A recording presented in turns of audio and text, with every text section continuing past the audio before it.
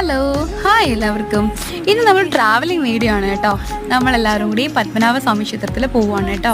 നമ്മളൊരു 8 മണി 8:30 ആയപ്പോഴത്തേക്ക് അമ്പലത്തിൽ എത്തിയിട്ടുണ്ടായിരുന്നു. പിന്നെ അവിടെ രാവിലെ അമ്പലത്തിലേക്ക് കയറുന്ന ഇതാണ് ക്ലോക്ക് റൂമിൽ കൊണ്ടുപോയി സാധനങ്ങളൊക്കെ വെക്കണമല്ലോ.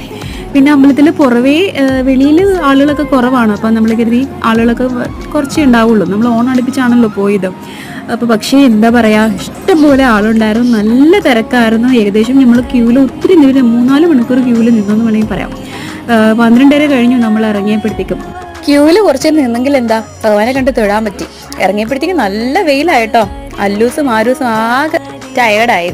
എന്തായാലും സാരമില്ല. പിന്നെ എങ്ങനെയും നിന്ന് കുറച്ച് ഫോട്ടോസൊക്കെ എടുത്തു.